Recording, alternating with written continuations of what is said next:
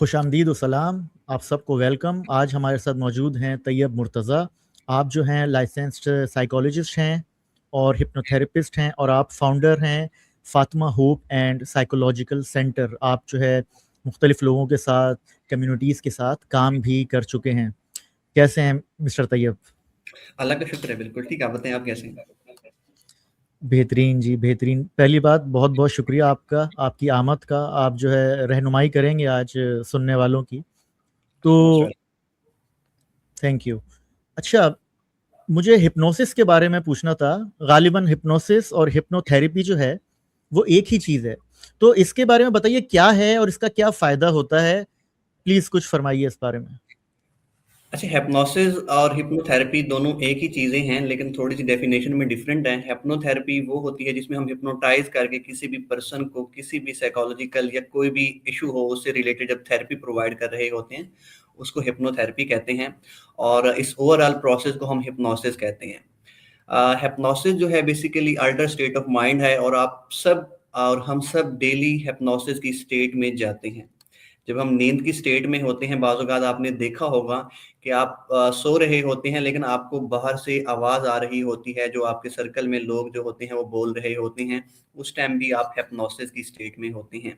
Hypnosis جو ہے basically ایک ڈیپ ریلیکسیشن اسٹیٹ ہے مائنڈ کی، جس میں ہم سب کانشیس لیول پہ ہوتے ہیں، اور وہاں پہ رہ کے ہم ڈفرینٹ ٹائپس کے psychological issues, mental health issues, اس کے علاوہ ٹراماز اور ڈفرینٹ ٹائپس کے پرسنالٹیز کی اگر امپرومنٹ کرنا چاہتے ہیں وہ اس سے چینج کر سکتے ہیں.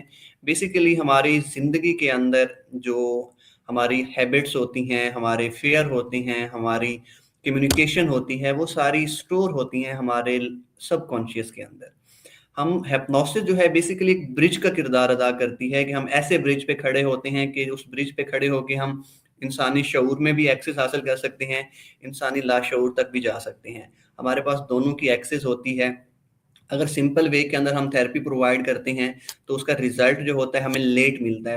اگر ہم اسی چیز کو ہپنوسس کی اسٹیٹ میں ہپنوٹائز کر کے پرفارم کریں تو وہ 100% انکریز ہو جاتا ہے. فار ایگزامپل، اگر ہم کلائنٹ کو ڈیورنگ سیشن کوئی سجیشن دیتے ہیں کہ سیشن کے بعد میں یہ الفاظ بولوں گا تو آپ کا ہاتھ ہلکا ہو جائے گا. موسٹلی ہم ڈیورنگ سیشن تھراپی کے دوران یہ کمانڈ کلائنٹ کو دیتے ہیں تاکہ نیکسٹ سیشن میں ان کو ہپنوٹائز کرنے میں ہمارے لیے آسانی ہو کہ ہم کوئی مخصوص الفاظ بولیں گے. جب یہ مخصوص الفاظ بولیں گے تو وہ ریلیکسیشن کی اسٹیٹ میں چلے جائیں گے، یا ان کی کوئی باڈی کا کوئی پارٹ وہ جلدی ریلیکس ہو جائے گا. جب ہم ہپنوسس کی اسٹیٹ سے ان کو باہر لے کے آتے ہیں، اگین وہی ورڈنگ یوز کرتے ہیں، تو آٹومیٹکلی وہ پرسن، وہ کمانڈ ہماری اثر دکھا رہی ہوتی ہے. اس پرسن کا ہاتھ یا جو بھی ہیبٹس کے اندر ہم نے ڈیولپ کیا ہے، پرسنالٹی کے اندر چینج کیا ہوتا ہے، وہ آٹومیٹکلی وہ اس چیز کو فیل کر سکتا ہے. سیم اسی طرح سے ہپنوسس کی بھی پراپر کچھ سٹیجز ہوتی ہیں.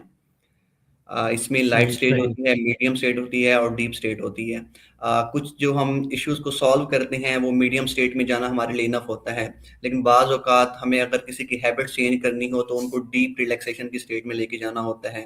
بعض اوقات ہمیں اگر کسی کے پاسٹ ٹراما کو ریلیز کرنا ہے، ایج ریگریشن کو یوز کرنا ہے، جس میں ہم پاسٹ میں لے جاتے ہیں کسی پرسن کو اور اس کے پاس کے انسیڈنٹ کو، ایونٹس کو جو ان کو ڈسٹرب کر رہا ہوتا ہے، یا کوئی ٹراما ہے یا کوئی فیئر ہے، ایج ریگریشن میں ہم پھر اس کو بھی اس کے مائنڈ سے ریموو کر دیتے ہیں، ریلیز کر دیتے ہیں. ہپنوسس کا شارٹ سا انٹروڈکشن تو اتنا ہے. صحیح، بہت شکریہ. تو جب وہ پاس میں جب کوئی جاتا ہے تو وہ جو ہے اس کو شعور ہوتا ہے یا وہ تھوڑا مائلڈ سا ہوتا ہے؟ کیونکہ اب وہ اویئرنیس اس میں ہوتی ہے یا وہ کم اویئرنیس ہوتی ہے؟ اچھا دیکھیں، بیسیکلی جب ہم ہپنوسس کی اسٹیٹ میں ہوتے ہیں، جب وہ پرسن ہپنوٹائز ہوتا ہے وہ ٹوٹلی اویئر ہوتا ہے اپنے آؤٹر انوائرمنٹ سے. کیونکہ یہ ہپنوسس کے حوالے سے متھ بنی ہوئی ہیں کہ ہپنوسس میں جب ہم کسی پرسن کو ہپنوٹائز کرتے ہیں تو اس بندے کا پورا کنٹرول ہم اپنے پاس لے لیتے ہیں. اس کے بعد اس پرسن سے جو کچھ کروانا چاہے ہم کروا سکتے ہیں، لیکن ایسا ہوتا نہیں ہے. جو پرسن ہپنوٹائز ہم کرتے ہیں تو وہ پرسن فلی اویئر ہوتا ہے، وہ ہمارے تمام الفاظ سن رہا ہوتا ہے. اگر کوئی ہپنو تھراپسٹ ان سے کوئی ان ایتھیکل ایکٹیویٹیز کروانے کی کوشش کرے جو اس کے بلیف کے خلاف ہو تو آٹومیٹکلی اس کا جو ٹرانس ہوتا ہے وہ ختم ہو جاتا ہے، آٹومیٹکلی اس اسٹیٹ سے وہ باہر آ جاتا ہے. تو یہ ہپنوسس کے حوالے سے ہمارے معاشرے میں یا آل اوور ورلڈ یہ متھ بنی ہوئی ہیں کہ हिप्नोसिस की स्टेट में हम टोटली अनअवेयर हो जाते हैं, हमें किसी चीज़ का पता नहीं होता, हमें तमाम चीज़ों की इन्फॉर्मेशन होती है और हम उन्हीं सजेशन को एक्सेप्ट करते हैं जो हमारे बिलीफ के साथ मैच करती हैं। बिलीफ के खिलाफ हम कोई भी सजेशन ड्यूरिंग थेरेपी या हिप्नोसिस की स्टेट में एक्सेप्ट नहीं करते। सही। ठीक है। अच्छा, जी। अच्छा, तो जैसे आपने बोला कुछ मिसकंसेप्शंस हैं या कुछ ऐसी ओपिनियंस हैं, लोगों के बिलीफ्स हैं जो मिथ्स हैं। तो ऐसे बहुत सारे मिथ्स हैं। तो अच्छा हुआ आपने इस बारे में जो है ना आगाही दी। अच्छा, कुछ लोग कहते हैं कि ये जी जादू है और ये ऐसे है। इस पे भी ये भी लोगों के सवाल हैं मासिस के, इस पे कुछ रोशनी डालें प्लीज। अच्छा, बेसिकली कोई ये जादू नहीं है और हिप्नोसिस की स्टेट में हम अक्सर जाते रहते हैं जब हम नींद की स्टेट में होते हैं। ये प्रॉपर वे के अंदर एक साइंटिफिक अप्रोच है। अभी क्योंकि अभी तो इस चीज़ का स्कोप आया है कि अभी साइकोलॉजिकल थेरेपी, सीबीटी, बाकी थेरेप्यूटिक अप्रोच यूज़ की जाती हैं। थोड़ा टाइम पहले अगर हम जाते हैं जब ये साइकोलॉजी इमर्ज नहीं हुई थी तो तमाम साइकोलॉजिकल डिसऑर्डर या इस तरह के इश्यूज़ को सॉल्व करने के लिए हिप्नोसिस को ही यूज़ किया जाता था। अच्छा, हिप्नोसिस अभी से यूज़ नहीं हो रहा, पुराने वक़्तों में भी ये यूज़ होता था। आपने अक्सर मूवीज़ में देखा होगा कि मूवीज़ में दिखाते हैं कोई जो हीरो होता है वो उसको कोई इश्यू होता है तो उसको किसी गार में ले जाते हैं, वहाँ पे उसके किसी टाइप के जादू, मंत्र-शंतर इस तरह की चीज़ें दिखाते हैं। तो बेसिकली वो भी उनको हिप्नोसिस की स्टेट में लेके जाते हैं क्योंकि उस टाइम पे पर्सन जल्दी उस सजेशन को एक्सेप्ट कर लेता है। हिप्नोसिस जो बेसिकली इसको नींद से तशबीह भी दी जाती है, हालाँकि ये नींद नहीं है। कुछ लोगों ने इसका नाम भी चेंज करने की कोशिश की थी, लेकिन बाकी जो इनके नाम चेंज करने की कोशिश की गई, वो नाम इतना ज़्यादा फ़ेमिलियर नहीं हो सके, मशहूर नहीं हो सके, फिर इसको हिप्नोसिस में ही रहने दिया गया। ये कोई ऐसा जादू नहीं है। हमारे कुछ स्कॉलर ने इसको हराम भी करार दिया है थोड़े टाइम पहले। पाकिस्तान के अंदर भी काफ़ी सारे स्कॉलर्स हैं, लेकिन इसमें कोई हराम वाली चीज़ नहीं है। हम कोई भी चीज़ जब यूज़ करते हैं तो उसके पॉजिटिव और नेगेटिव साइड इफ़ेक्ट ज़रूर होते हैं। हिप्नोसिस के अंदर कुछ नेगेटिव चीज़ें भी होती हैं, वो भी यूज़ हो सकती हैं, लेकिन इसके अंदर इतना ज़्यादा नेगेटिविटी जितना बताया जाता है वो नहीं है। अब ये डिफरेंट सेक्टर में यूज़ होती है। मीडिया सेक्टर में भी हिप्नोटाइज़ करके आपको एडवर्टाइज़मेंट से काफ़ी सारी चीज़ें आप से आप खरीदते हैं, क्योंकि मीडिया भी डार्क साइकोलॉजी को और हिप्नोसिस की टेक्नीक को यूज़ करते हुए आपको काफ़ी चीज़ें हमें सेल में नज़र आती हैं। तो हिप्नोसिस कोई जादू नहीं है, इट्स प्रॉपर वे में एक साइंटिफिक अप्रोच है। इसको यूज़ करके आप अपनी पर्सनैलिटी के अंदर, आप अपनी लाइफ के अंदर और साइकोलॉजिकल प्रॉब्लम्स को ईज़िली सॉल्व कर सकते हैं।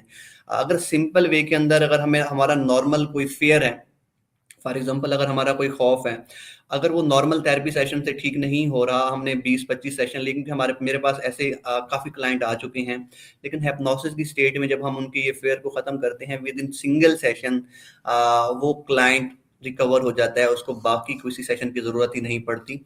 अगर हमने इसके बेनिफिट देखें तो वो ज़्यादा हैं, इसके नुकसानात ज़रूर हैं। इसको अनएथिकल वे में भी कुछ प्रैक्टिस में लाया जाता है, लेकिन उसकी अनएथिकल प्रैक्टिस इतना नहीं है। जैसे कि इंडिया पाकिस्तान के अंदर ये कुछ अफवाहें फैलाई जाती हैं कि कुछ गिरोह निकले हुए होते हैं, वो किसी पर्सन को हिप्नोटाइज करते हैं, उनसे पैसे ले लेते हैं, लेकिन ऐसा कुछ नहीं होता है हिप्नोसिस के अंदर।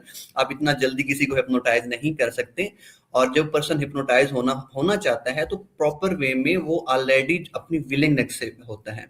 और एज अ हिप्नोथेरेपिस्ट हम भी किसी को हिप्नोटाइज नहीं करते, हर पर्सन अपने आप को खुद हिप्नोटाइज करता है। एक्चुअल हिप्नोसिस जो है वो सेल्फ हिप्नोसिस है। सही सही।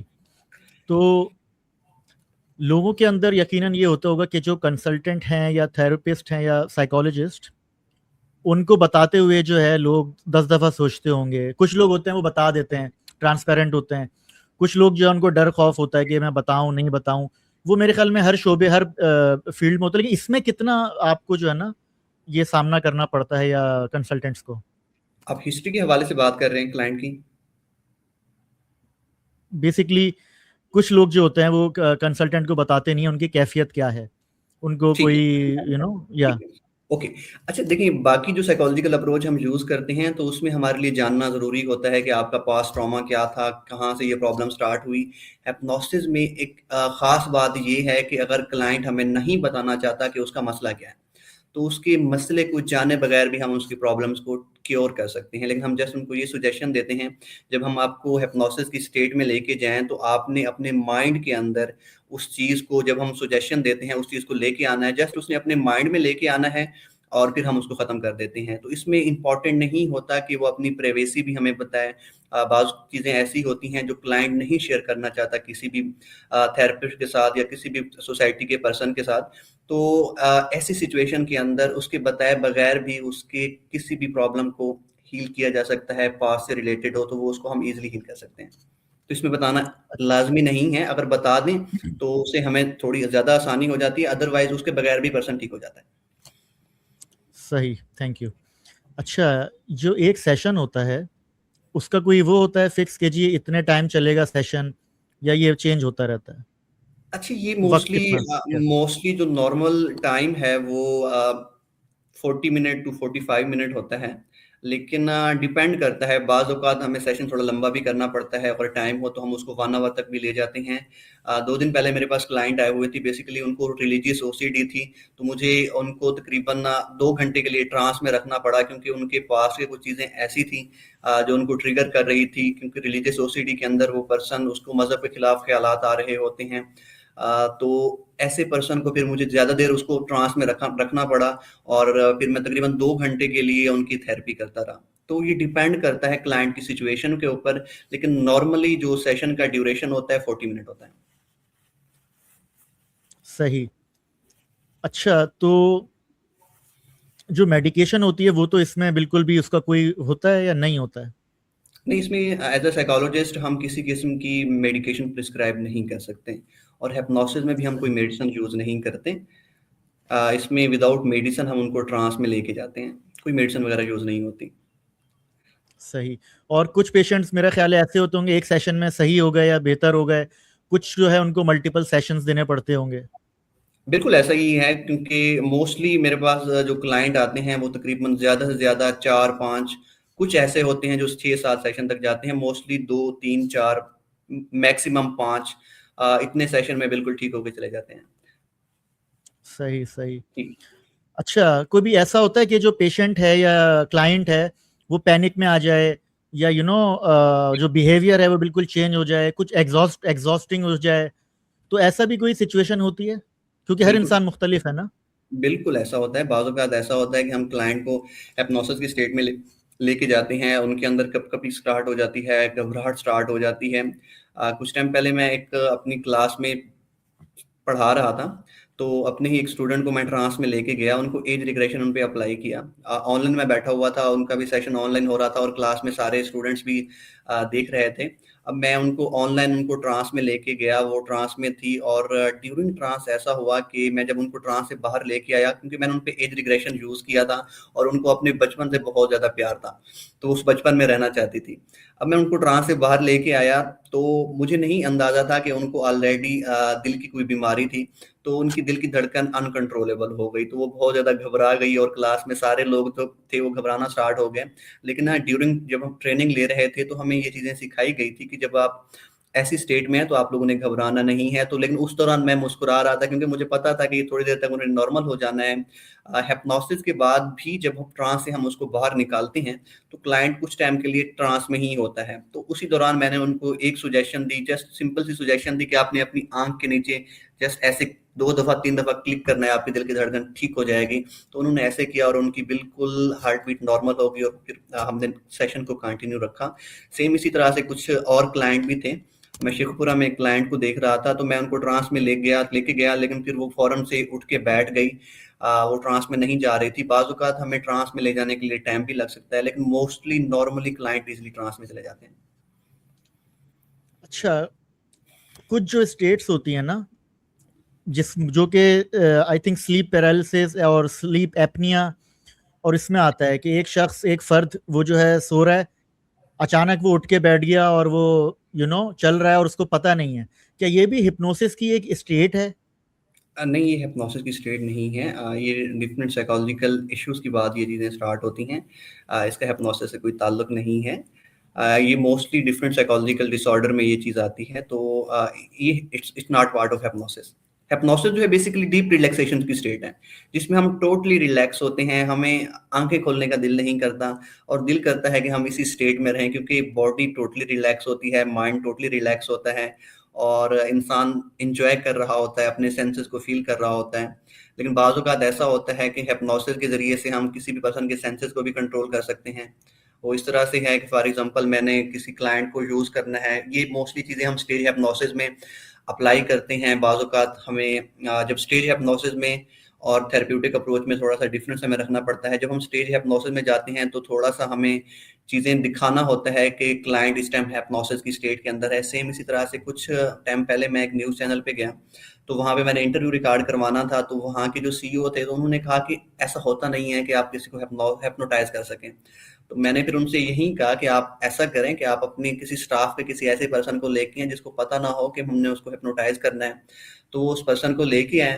تو میں نے پھر ان کو ہپنوٹائز کیا. ہپنوٹائز کر کے پھر ان کی جو باڈی تھی، ان کے آرمز کو، تو میں نے پھر ان کو ٹوٹلی جو تھا ان کو یعنی کہ اس طرح سے کر دیا کہ اس کے آرم ان کو فیل نہیں ہو رہی تھی.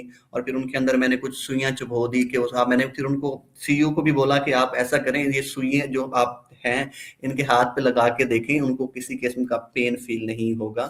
اور ان کو پین فیل نہیں ہو رہا تھا. سیم اسی طرح سے اگر ہپنوسس کی مدد سے کسی کے ٹیسٹ برڈز کو بھی ہم چینج کر سکتے ہیں. اگر ہم نے ان کو مرچی کھلا دی اور ہم نے ان کو بولا کہ آپ سلانٹی کھا رہے ہیں تو وہ بہت خوشی سے اس کو سلانٹی یا ٹافی سمجھ کے کھا لے گا، حالانکہ وہ مرچی کھا رہا ہوگا اور ایکچوئل میں اس کو مرچی کا کوئی ٹیسٹ بھی نہیں آئے گا. تو ہپنوسس کے ملٹیپل یوزج ہیں. آپ اس کو ڈفرینٹ پرپز کے لیے یوز کر سکتے ہیں. اس کو پہلے یوز کیا جاتا تھا جب انتھیزیا نہیں آیا تھا تو اس ٹائم پہ اس کو آپریشن میں بھی یوز کیا جاتا تھا. آج بھی یورپ کے اندر ڈینٹسٹ کی فیلڈ میں ہپنوسس کو یوز کیا جاتا ہے. کافی ساری چیزیں ایسی ہیں جو ہپنوسس کی اسٹیٹ میں ایزیلی ہم اس کو یوز کر سکتے ہیں. پریگنینسی کے دوران میں جب بچے کو پیدائش ہو رہی ہوتی ہے، کچھ فیمیل کو ڈر لگتا ہے. ایک کلائنٹ میرے پاس ایسی آئی تھی جن کو ڈر لگتا تھا، تو پھر ان کو میں ہپنوسس کی اسٹیٹ میں لے کے گیا اور اس اسٹیٹ میں جب ان کی بچے کی پیدائش ہوئی تو ان کو اتنا زیادہ خوف محسوس نہیں ہوا. کافی ساری چیزیں ہیں جو ہم ہپنوسس کی مدد سے ایزیلی ٹھیک کر سکتے ہیں اور انسان کو فائدہ پہنچا سکتے ہیں. صحیح، تھینک یو. اچھا، جو ہیلوسینیشنز ہیں وہ کتنا کامن ہیں؟ مطلب ہیلوسینیشن کا آپ بتائیے گا مزید تاکہ جو لوگ ان کو علم نہیں ہے تو ان کو بھی پتہ لگے یہ کتنا کامن ہے اور ایسے کتنے کلائنٹس جو ہے وہ آتے ہیں، اور اس کے بارے میں پلیز کچھ روشنی ڈالیے. اچھا، ہیلوسینیشن اتنا کامن نہیں ہے، لیکن جب کوئی بھی سائیکالوجیکل ڈس آرڈر میں ہم مبتلا ہو جائیں اور وہ لانگ ٹائم کے لیے رہے تو اس کو ہیلوسینیشن سٹارٹ ہو سکتی ہے. تھوڑے ٹائم پہلے میرے پاس ایک فیمیل کلائنٹ آئی تھی. وہ بچی تھی، ان کی ایج تقریباً 17-18 سال تھی.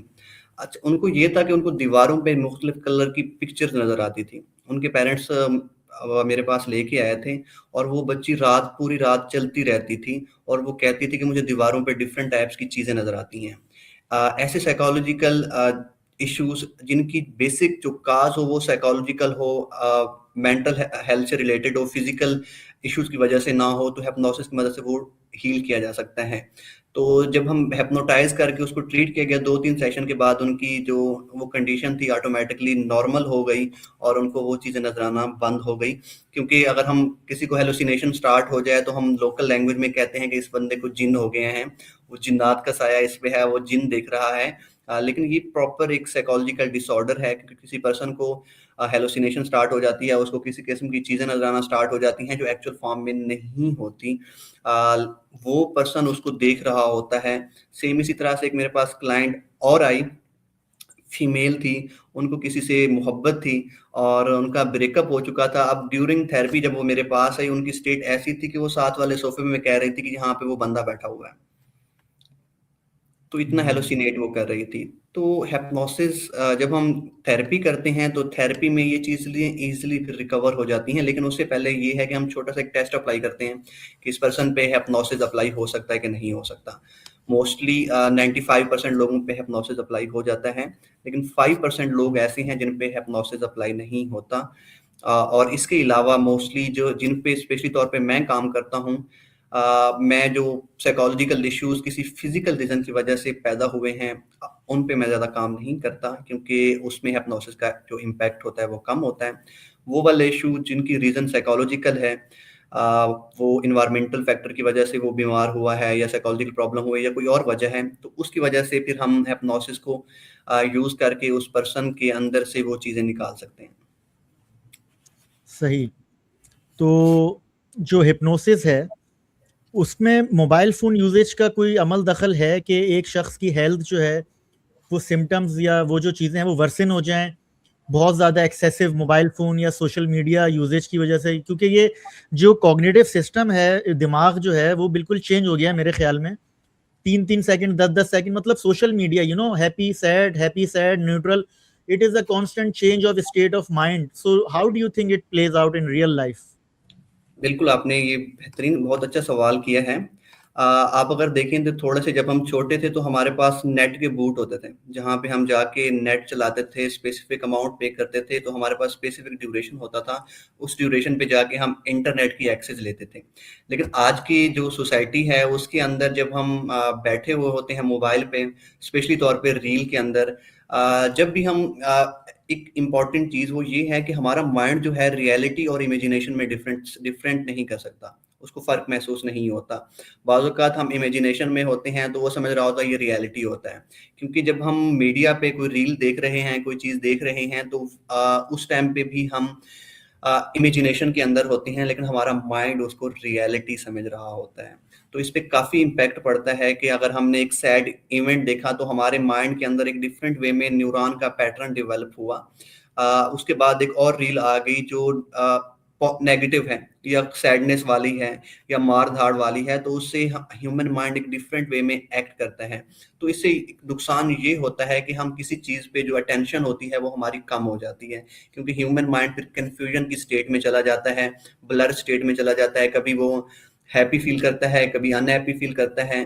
ابھی تو پراپر وے کے اندر سوشل میڈیا ایڈکشن کے نام سے ایک ڈس آرڈر پراپر بن چکا ہے. کافی سارے لوگ ایسے ہیں، آپ نے کچھ ٹائم پہلے دیکھا ہوگا کہ جو ہماری گیمز وغیرہ ہیں، اسپیشلی طور پہ پب جی وغیرہ یا جو دوسری گیمنگ ایکٹیویٹیز ہیں، ان سے ہمارا مائنڈ جو ہوتا ہے وہ کافی ہیپر ہو جاتا ہے. آپ نے اکثر اپنے سرکل میں بھی دیکھا ہوگا کہ جو پرسن جو ایسی مار دھاڑ والی گیم دیکھتے ہیں یا موویز دیکھتے ہیں تو ان کے مائنڈ پہ امپیکٹ کریٹ ہوتا ہے اور وہ پھر وہ اسی طرح سے ایکٹ کرنے کی کوشش کرتے ہیں، کیونکہ مائنڈ نے آلریڈی بلیف بنا لیا ہے کہ اس نے ایسی زندگی جینی ہے. تو سوشل میڈیا نے ہماری لائف کو امپروو بھی کیا ہے اور اس نے ہمارے اٹینشن کو بھی کم کیا ہے. اب اگر دیکھیں تو ہم اپنا زیادہ تر ٹائم جو ہے وہ سوشل میڈیا پہ سرو کرتے ہیں، ریلز میں سرو کرتے ہیں، اپنے ٹائم کو ویسٹ کرتے ہیں، لیکن اس کے ساتھ ہمیں انفارمیشن بھی مل رہی ہوتی ہے. اور آج کا انسان تھوڑے ٹائم سے 10 15 20 سال کے انسان جو پہلے والا انسان تھا اس کی نسبت زیادہ اویئر ہے، اس کو زیادہ چیزوں کی انفارمیشن ہے. لیکن جب انفارمیشن زیادہ ہوتی ہے تو اس کا ایک لاس یہ بھی ہوتا ہے، تو پھر وہ زیادتی چاہتا ہے، پھر وہ اپنی زندگی کو ویسا کا ویسا ہی چاہتا ہے. سیم اسی طرح سے ہمارا جو یہ جو میڈیا ہے، آپ اگر دیکھتے ہیں جو کنٹینٹ کریٹ ہوتا ہے ہمارے میڈیا پہ، ولاگس وغیرہ، فیملی ولاگس، تو اس سے ہمارے ریلیشن شپ بھی ڈسٹرب ہو رہے ہیں. کیونکہ میرے پاس زیادہ تر ایشوز جو ابھی آ رہے ہیں، اگر میرے پاس دن میں 10 کلائنٹ آ رہے ہیں تو 10 میں سے 7 کلائنٹ ایسے ہوں گے جن کا ریلیشن شپ کا ایشو ہوگا. وہ ان ریلیشن شپ کی وجہ سے ادھر میرے پاس آ رہے ہوتے ہیں. تو کافی ساری چیزیں ایسی ہیں جس میڈیا کی وجہ سے جو ہمارے معاشرے کے اندر یا آل اوور ورلڈ ڈسٹرب ہو چکی ہیں. یہ بیسکلی 20 سال 30 سال پہلے جو ہے انٹرنیٹ ایک یوٹیلیٹی تھا اور جینون کنیکشنز تھے. اب وہ ایک ڈفرینٹ ایسا ٹول بن گیا جس میں کافی ساری چیزیں ہیں اور اس پہ ہم کافی دیر بات بھی کر سکتے ہیں اور ایک اہم مضمون ہے، ٹاپک ہے ڈیفینیٹلی.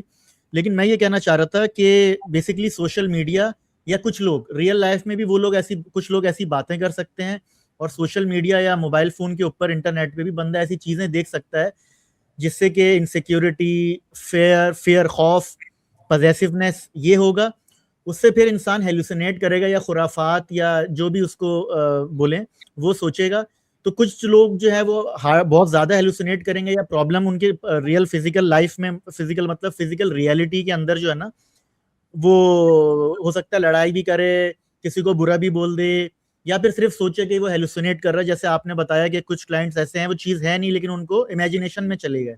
جی تو یہ بیسکلی ایک چیز تو ہے نا. اور ایک جو آپ نے بات بولی گیمنگ اور یہ ساری، تو کچھ میرا یہ خیال ہے کچھ لوگ ایسے ہوتے ہیں جو 20 سال کی عمر میں جو ہے ان کا مائنڈ 40 سال کا ہو جاتا ہوگا, آئی ڈونٹ نو, اور کچھ لوگ ایسے ہوتے ہیں جو بڑھاپے کے اندر بھی بچپنے جیسا مائنڈ رکھتے ہیں, کسی کچھ بھی کوئی کچھ بول دے ان کو صحیح لگنے لگتا ہے. تو میچیورٹی کا لیول بھی میرے خیال میں ڈفرینٹ ہوتا ہوگا.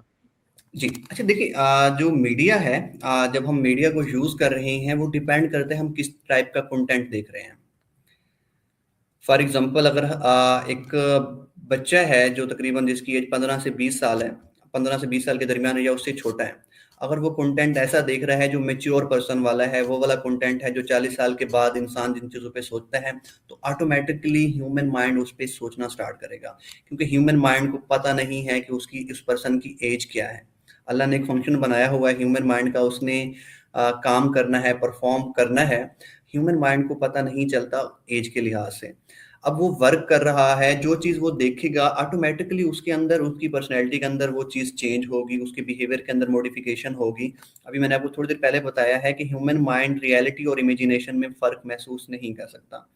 اس کے پیچھے ریزن یہی ہے کہ بعض اوقات ہم امیجینیشن میں رہ رہے ہوتے ہیں لیکن ہم اس کو ریئلٹی سمجھ رہے ہوتے ہیں. بعض اوقات ہم ریئلٹی میں ہوتے ہیں, ہم اس کو امیجینیشن سمجھ رہے ہوتے ہیں. جو سائیکالوجیکل ڈس آرڈر ہوتے ہیں یا سائیکالوجیکل پرابلم تب سٹارٹ ہوتی ہیں جب ہم اپنے جو بلیفس ہیں, جو ہمارا ایک بلیف سسٹم بنا ہوا ہے ہیومن کسی بھی پرسن کا, وہ کسی بھی ٹائپ کا ہو, جب اس کے بلیفس میں اور ایکشن میں کلیش آ جاتا ہے. فار ایگزامپل اس کا بلیف ایک ڈفرینٹ وے کے اندر کام کر رہا ہے اور اس کی لائف کا جو پریکٹیکل پیٹرن ہے وہ ایک ڈفرینٹ وے میں چل رہا ہے, تو آٹومیٹکلی اس کے اندر کافی سارے سائیکالوجیکل ایشوز, پرابلمس پیدا ہوں گی, کیونکہ ہیومن مائنڈ کو آپس میں ایک دوسرے کے ساتھ مل کے رہنا ہوتا ہے. بلیفس اور ایکشن جب ایک دوسرے کے ساتھ ایڈ اپ ہو جاتے ہیں, ایک دوسرے کے ساتھ کمبائن ہو کے کام کرتے ہیں, تو پھر سائیکالوجیکل ایشوز ٹریٹ ہوتے ہیں. ایز اے سائیکالوجسٹ جب ہم تھیراپی پرووائڈ کرتے ہیں تو ہمارا کام, جب ہم اسپیشلی طور پہ CBT پہ کام کر رہے ہوتے ہیں, تو ہمارا کام بھی یہی ہوتا ہے کہ اس کے کوگنیشن کے لیول کو اور بیہیویئر کے لیول کو ایک پیج پہ لے کے آنا ہے, تاکہ وہ دونوں ایک سطح پہ آ جائیں اور وہ پرسن اس ٹائپ کا ایشو فیس نہ کرے. صحیح صحیح. اچھا, جو ہپنوسس ہے, کچھ ایسا بھی ہوتا ہے کہ کچھ لوگ جو ہیں ان کے سمٹمز جو ہیں وہ ورس ہو جائیں اگر وہ ٹریٹمنٹ نہ کرائیں, اور تو اس میں بھی کچھ ہوتا ہے کہ اگر وہ خیال نہ رکھیں. میرے خیال میں آپ ہیبٹس وغیرہ بھی بتاتے ہوں گے, ریکمینڈ کرتے ہوں گے اپنی یہ ہیبٹ رکھنی ہے, یہ کرنا ہے, تو اس میں کیا وہ ہوتا ہے؟ اچھا دیکھیں, بیسیکلی ہپنوسس جب ہم سیشن پرووائڈ کرتے ہیں تو ہپنوسس کے دوران میں ہم ان کے لاشعور کے اندر چینجز لے کے آتے ہیں. موسٹلی جو میری روٹین ہے وہ یہ ہے کہ میں ان کو ایک وائس نوٹ ہوتا ہے جو میں نے ریکارڈ کیا ہوا ہے, وہ وائس نوٹ دے دیتا ہوں. تو ان کو میں جسٹ یہ کہتا ہوں کہ اپنے نیکسٹ سیشن میں جتنے دن بھی بعد آنا ہے تو ڈیلی آپ نے 10-15 منٹ نکال کے وہ وائس نوٹ سن لینا ہے, تاکہ آپ اس ریلیکسیشن کی اسٹیٹ میں رہیں. لیکن یہ امپورٹنٹ نہیں ہے کہ ان کو کسی قسم کی ایکٹیویٹیز دی جائیں. اگر اس کے ساتھ ہپنوسس کے ساتھ ہم CBT کو ایڈ کر لیں, باقی بیہیورل تھراپی کو ایڈ کر لیں, تو اس میں ہمیں ایڈ کرنا پڑتا ہے, ان کو ہمیں کچھ ورک شیٹ دینی پڑتی ہیں, ورک چارٹ دینا پڑتا ہے کہ آپ نے یہ کام اس طرح سے پرفارم کرنا ہے. تو وہ اس کو پرفارم کرتا ہے تو اس کا رزلٹ جو ہوتا ہے وہ زیادہ آتا ہے. لیکن یہ امپورٹنٹ صحیح نہیں ہے کہ آپ وہ اس کو کوئی ٹاسک دیں کہ آپ نے یہ پرفارم کرنا ہے, یہ پرفارم نہیں کرنا. اگر کوئی ٹاسک دے دیں گے, کوئی ایکٹیویٹیز دے دیں گے, تو پھر آپ کی جو تھیراپی ہوتی ہے اس کا رزلٹ جو ہوتا ہے وہ زیادہ فاسٹ ہو جاتا ہے. صحیح. ادروائز اچھا اس کے میرا یہ بغیر, خیال, جی بولیں, please please please please. Otherwise اس کے بغیر بھی ایزیلی ٹریٹ کیا جا سکتا ہے. صحیح, تھینک یو. اچھا میرا یہ خیال ہے چاہے کوئی US میں رہتا ہو, ساؤتھ امریکہ میں ہو, افریقہ میں ہو, ایشین کانٹیننٹ ہو, کہیں پر بھی ہو, مور اور لیس پرابلمس کی جو جہاں سے وہ اوریجنیٹ کر رہے ہیں, جو کازز ہیں وہ مور اور لیس سیم ہوں گے. کچھ کلچرل اسپیکٹس ہوں گے, جو پرچیزنگ پاور ہے اس سے ریلیٹڈ ہوں گے, جو سوشل فیملی ڈائنامکس ہیں اس سے ریلیٹڈ ہوں گے, لیکن مور اور لیس ان جنرل سیم ہوں گے. جو انویسٹمنٹ بینکر ہے, سافٹ ویئر انجینئر ہے, یا جو مزدور ہے, اس کے حساب سے تھوڑا بہت فرق ہو سکتا ہے. لیکن جنرل ایڈوائس جو ہے نا وہ میرے خیال میں مور اور لیس چل سکتی ہے, کیونکہ ایشوز سیم ہیں, صرف چند چیزوں ہائرارکی اور پیسے اور سوشل ڈائنامکس, محل و وقوع, اس کا فرق ہے. اچھا اس چیز پہ روشنی ڈالیے گا کہ ہپنو تھیراپی جو ہے یہ اسموکنگ کوئٹ کرنے میں, یا ویٹ لاس میں, یا پڑھائی اچھی کرنی ہے, یا جاب اچھی کرنی ہے, یا کاروبار اچھا کرنا ہے, یا اپنے جو تعلقات ہیں ان کو فکس کرنا ہے, صحیح کرنا ہے, اس میں بھی ہیلپ کر سکتا ہے. بالکل, یہ ان تمام جو بھی آپ نے نام لی ہیں ان تمام پہ یہ افیکٹو ہے. میں آپ کو ایک فنی بات بتاتا ہوں. میرے پاس ایک کپل ہے, میل. اب ان کی وائف اپنے ہسبینڈ کو لے کے آئی, اور وہ چاہتی تھی کہ ان کے جو ہسبینڈ ہیں وہ اسموکنگ چھوڑ دیں, آج کے بعد اسموکنگ نہ کریں. تو میں ان کو سائڈ میں لے کے گیا, میں نے پوچھا کہ سر آپ اسموکنگ چھوڑنا چاہتے ہیں؟ تو مجھے کہتے ہیں کہ سر میری زندگی میں ایک ہی کام کی چیز رہ گئی, اگر آپ مجھ سے وہ بھی چھڑوا دیں گے تو میرے پاس باقی کیا بچے گا. ٹھیک ہو گیا. تو اسموکنگ کو بھی, اس کو کوئٹ کرنے میں یہ ہیلپ آؤٹ کرتی ہے. آپ ایزیلی اسموکنگ بھی چھوڑ سکتے ہیں. اس کے علاوہ ایڈکشن کے اندر اگر ڈرگز وغیرہ ہوں تو اس میں بھی افیکٹو ہو سکتا ہے, لیکن ڈرگز میں ایک چیز تھوڑی ڈفرینٹ ہوتی ہے, کیونکہ اس میں ہمارے کیمیکل امبیلنس ہو چکے تھے بہت زیادہ. اس میں ہم نے اپنے مینٹلی طور پہ اپنے آپ کے بہت زیادہ لاس کر چکے ہوتے ہیں, تو اس میں میڈیسن ساتھ میں لینا لازمی ہوتا ہے. لیکن جب وہ کوئی ایڈکشن کا پیشنٹ, کیونکہ ہم پوری دنیا کے اندر جو ایڈکشن کے ریلیپس کی ریشو ہے وہ 80 to 90% ہے. 80 to 90% same he cases again bar bar in drug addiction centre میں جا رہے ہوتے ہیں. لیکن اگر اس ٹریٹمنٹ کے بعد وہ ہیپنوسس اپلائی کریں تو جو ان کے ریلیپس کی ریشو ہے وہ کم کی جا سکتی ہے. میں نے 2-3 ریہیبلیٹیشن سینٹر کو فری آف کاسٹ, میں نے کہا میں تھوڑی سی یہ پریکٹس کرنا چاہتا ہوں کہ جب آپ کا کلائنٹ ایڈمٹ, یعنی کہ آپ اس کو ڈیوریشن ختم ہو گیا, اس کو آپ آؤٹ کرنا چاہ رہے ہوتے ہیں اور فیملی واپس لینے آ رہی ہو, تو اس سے 1 ہفتہ پہلے مجھے ٹائم دے دیں, میں ان پہ ہیپنوسس اپلائی کرنا چاہتا ہوں, اس سے ریلیپس کے چانسز کم ہو جائیں گے. تو 2-3 سے میں نے کانٹیکٹ کیا تو سب نے مجھے انکار کر دیا, اور انکار کی وجہ سب کی سیم تھی کہ اگر ہم یہ کام سٹارٹ کر دیں گے تو جو ریلیپس والے کلائنٹ ہمارے پاس بار بار آ رہے ہیں وہ ہمارے پاس نہیں ہوں گے, ہمیں فائنینشلی طور پہ لاس ہوگا. تو ایڈکشن کے اندر آفٹر ٹریٹمنٹ ہیپنوسس ہیلپ آؤٹ ہو سکتا ہے, اور اس سے یہ ہوگا کہ ریلیپس کے چانسز کم ہو سکتے ہیں. اس طرح کے میں نے 2-3 کلائنٹ ڈیل کیے ہیں جو فیملی لے کے آئی تھی میرے پاس, اور ان کے ریلیپس دوبارہ سے نہیں ہوئے. سیم اسی طرح سے اگر کسی کی ہیبٹس چینج کرنی ہو, وہ کسی ٹائپ کی بھی ہیبٹس ہو, کچھ لوگ ایسے ہوتے ہیں وہ اپنے منہ میں انگوٹھا ڈال لیتے ہیں, یہ بھی ایک ہیبٹ ہے, اس کو بھی چینج کیا جا سکتا ہے. کچھ لوگ ہوتے ہیں جو لاشعوری طور پہ بار بار گالی دے دیتے ہیں, تو اس کو بھی چینج کیا جا سکتا ہے. اس طرح کی کافی ساری چیزیں ہیں جو ہیپنوسس کی مدد سے ایزیلی ٹریٹ کی جا سکتی ہیں. اور ایجوکیشن سیکٹر کے اندر ہیپنوسس کا بہت اہم کردار ہوتا ہے, کیونکہ کچھ لوگ ہم جب اس میں ہیپنوٹائز کر کے اس پرسن کے چیزوں کو ریممبر کرنے کے لیے, یاد کرنے کی صلاحیت کو بھی انکریز کر سکتے ہیں. فار ایگزامپل ہم اس میں ایگزام کا جو فوبیا ہوتا ہے, ہمیں ڈر لگ رہا ہوتا ہے کہ میں ایگزام میں کہیں فیل نہ ہو جاؤں, یا ایگزام میں گھبراہٹ محسوس ہو رہی ہوتی ہے, تو اس کو بھی کیور کیا جا سکتا ہے. کوئی بچہ ہے جو اسکول میں دل لگا کے نہیں پڑھ رہا, تو ہیپنوسس کی مدد سے اس کے اندر پڑھائی کی جانب اس کے رجحان کو بھی بڑھایا جا سکتا ہے. تو یہ ساری چیزیں جو یورپین کنٹریز ہیں یا باقی کنٹریز ہیں وہ اس کو آلریڈی یوز کر رہی ہیں, لیکن پاکستان کے اندر کیونکہ اس کا رجحان نہیں ہے, اس طرح کی ایکٹیویٹیز پرفارم نہیں کرائی جاتی, تو اسی لیے اس کا اتنا زیادہ بینیفٹ نہیں ہوتا. صحیح, شکریہ. اچھا, ایک شخص یا ایک فرد وہ جو ہے ایسیٹ مینیجر تھا یا بہت بڑی پوسٹ کے اوپر تھا, ملٹائی ملین اور ملٹائی بلین کے فنڈز مینیج کر رہا تھا, اب اچانک وہ جو ہے جاب لیس ہو گیا ہے, صحیح ہے, یا ان جنرل ایک بندہ جاب لیس ہو گیا, اچھی اپرچونٹی اس کے ہاتھ سے نکل گئی, اوکے.